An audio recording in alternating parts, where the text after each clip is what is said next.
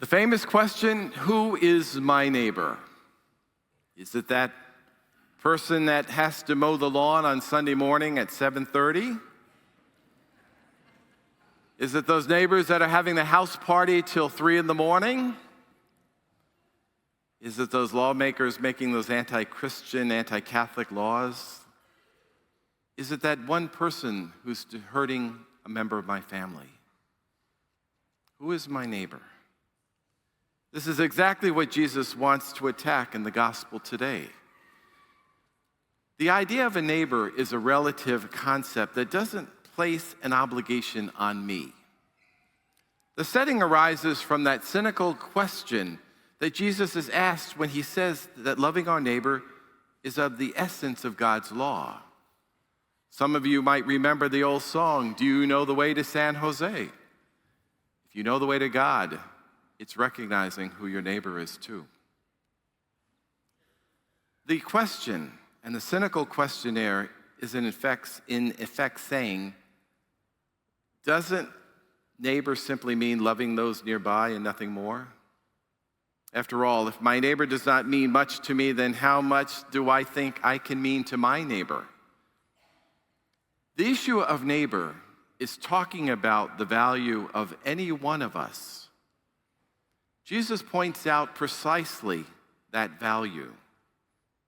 If the center of religious life now is love of God, then right along with love of God comes love of neighbor. That is to say, the very love that binds me to God is the same love that should bind me to every person loved by God as well. Does it take a tragedy now for us to feel that we belong to each other? We just remember now 9/11, those events that brought us together 14 years ago. The same could be said now of the terrible floods now in Asheville, North Carolina. And of course, just last week, those deadly floods in Texas that took so many innocent lives.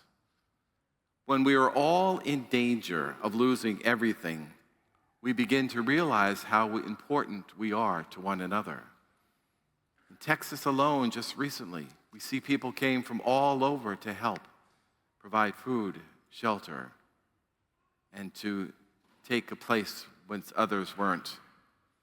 In fact, in the announcements today, I also encourage you to remember who that neighbor is by supporting Catholic Charities USA.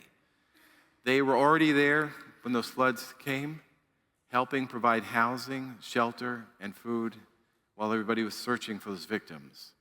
So make a donation today to CatholicCharitiesUSA.org. CatholicCharitiesUSA.org. The idea of how we are bound together should not be a huge revelation.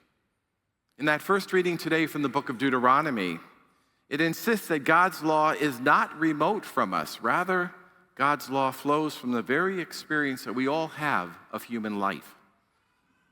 Our style of life today might make it look like we're all individual atoms struggling to survive, but the reality is that we are all one human community, striving together to appreciate the dignity and wonder of our own experience.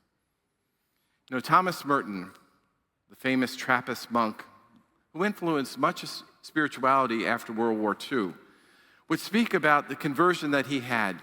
He experienced walking and crossing a street now in Louisville, Kentucky. He says, "I was suddenly overwhelmed with the realization that I loved all these people. They were mine and I theirs. That we could not be alien to one another, even though we were total strangers. There is no way of telling people that we are all walking around shining like the sun." That's the conversion Jesus is inviting us to. He invited his listeners and to us to hear today.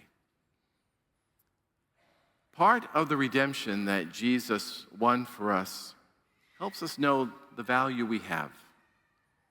As Jesus speaks this parable, he is himself on the way to Jerusalem, where he will be stripped and killed. He takes on our deepest fears and pains to help us know how extremely valuable we are. The man beaten on the road, the Son of God hanging on the cross, the experience of divine love, is not totally obvious, we stand now before God, and we need to know how much we mean to one another. Who is that neighbor? We pray for one another and for our world today.